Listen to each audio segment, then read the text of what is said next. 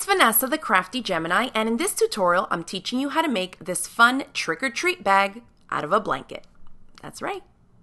I'll be using this fleece plush throw I picked up at the Dollar Tree in their $5 area, and I liked it because it was solid black, and then it had these large-scale spiderweb motifs in this fun metallic silver, so I think that's going to look super cool for a trick-or-treat bag. It also measures 50 inches by 60 inches, so we're going to be using this as yardage because this is over 1.5 yards of fabric, so this is going to be good. You could probably make 2 or 3 bags with this one fleece throw. Now, I'm opening it up. I love the big motif of the spiderweb. It looks super cool and fun. And then I want to figure out where my grain lines are because the fleece is going to stretch more in one direction than the other usually. And so I don't want the length of the bag from top to bottom to be stretchy. So I've laid this out so that the lengthwise grain is running vertically down the bag, and then the stretchier direction is going side to side on the bag. Okay? Now the template I'll be using is a 16.5-inch square ruler. I think that's a good size to start with. You can obviously make yours bigger or smaller. I'm going to refold this fabric so that I don't waste too much at the top. So I'm just going to refold it onto itself, pretty sides touching, just a little bit bigger than my template size, okay? Then we can position the ruler on top, and with our rotary cutter, go ahead and cut around all 4 sides to get 2 squares that are identical. Next up, let's cut 2 squares from the bottom 2 corners for boxing the bottom of our bag, and I'm cutting these 2 corners out at 3 inches by 3 inches square. Next, grab your pins, and we're going to pin down the side, along the bottom, and up the other side as well, because these are the 3 straight seams that we're heading to the sewing machine to sew up next. And because fleece likes to move on us, let's use a 1/2 inch seam allowance to sew up these 3 seams.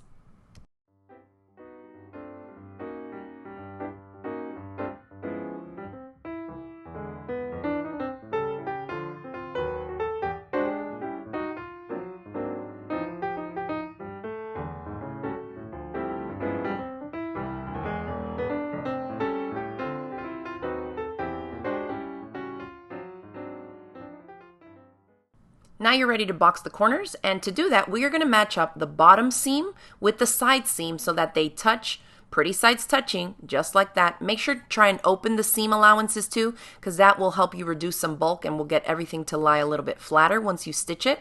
So match those up, and then we're going to put a couple pins across this edge and repeat the same thing to the opposite corner.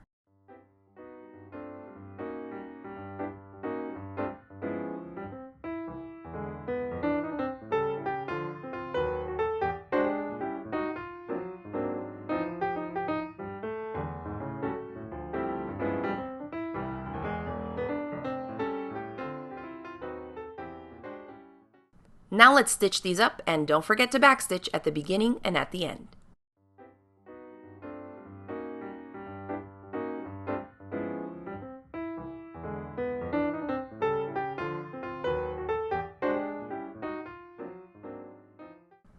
All right, and that looks pretty good. So let's flip it right side out, and you can see that it's nice and lightweight. As long as we have some sturdy handles on this thing, it's going to be able to hold a ton of candy.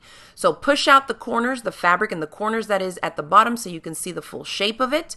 And I think we're now ready to move on so we can add some handles to our trick-or-treat bag. Now for the handles, you have a ton of different options, and at first I thought I was going to use some black webbing that I had in my stash, but then I decided against it because guess what? We still have a ton of the spiderweb fabric from the fleece throw. So as long as we make sure that the straps are not stretching lengthwise, we're going to go ahead and cut out some strips of fabric so that the least stretchy side is running along the length of the straps. So notice again, I'm going to cut it in this direction. So fold the fabric pretty sides touching on top of itself. So we're going to cut through the layers doubled up just like we did for the main tote pieces. I'm first going to trim off a little sliver down the side just to get a nice straight edge to measure from. I'm going to take another one of my strip rulers and measure with that one 6 inches over. All right, so 6 inches is how wide I want to cut my strip, and then I just cut it the full length of whatever it was for the fleece throw, okay? And then of course a little dust buster because all these fleece bits drive me nuts. Now let's go ahead and cut where the fold is so that we can separate this, right? Instead of one long piece, we'll end up with 2 because we need 2 handles, okay? Then on the other end, you have the hemmed edge, which is quite bulky. So go ahead and cut that edge off as well. I'm trimming it off of one of them here, and I need to repeat that to the other one as well.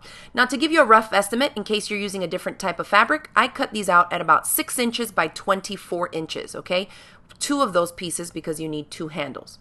Now let's go ahead and fold these up. Because we're using fleece, this is going to be super soft, nice and plush. And so when we double it up like this, I'm folding one edge in 1.5 inches, and then the other edge another 1.5 inches. So from top to bottom at this step, it should measure 3 inches, okay?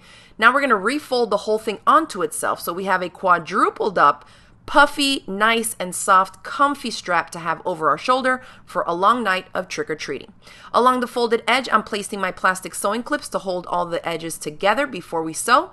Go ahead and repeat the exact same steps to create the second handle before we head over to the sewing machine. Now at the sewing machine, you want to set up so that your stitch length is a little bit longer than usual because we're sewing through so many bulky layers, right? So I lengthen mine to 3 millimeters in length, and I'm using about 1/8 to 1/4 inch seam allowance and stitching down one long edge. Then I'm going to just turn this handle over to the other edge so that I can do the same thing on the opposite long edge. And that way it just keeps it a little bit more balanced. And then you just repeat the same steps to stitch up your second handle. Okay, the handles are done. Let's kind of audition them here just so visually we can kind of see how that's going to look. I think they're a good size and they're going to look really good right there. So now we need to hem up the top raw edge of the bag. So I'm going to flip it wrong side out, and then along the top raw edge, I'm just going to come to the side seam here, press that seam allowance open with my fingertips, and then turn it down towards the inside of the bag for about a 1 inch to 1.25 inch hem, and then I'm going to place a pin. So I'm just going to eyeball it, but you can absolutely use some type of a seam gauge or a little ruler if you need to measure it so that you have it folded by the same amount all the way around, just like this. Then we're going to head over to the sewing machine to stitch this around the whole open circumference part of the top of the tote bag. For the sewing machine setup, I went ahead and left my stitch length at 3 millimeters in length, and I'm just using a straight stitch here and using about 3/4 inch to 1 inch hem allowance. That's the distance down from the fold that I'm doing the top stitching at, okay? But once I did this one time around, I realized that, hey, I have the stretchiest direction of the fabric going side to side this way along the circumference, and the stitches were feeling kind of tight, like if it gets pulled a little too hard, they might pop.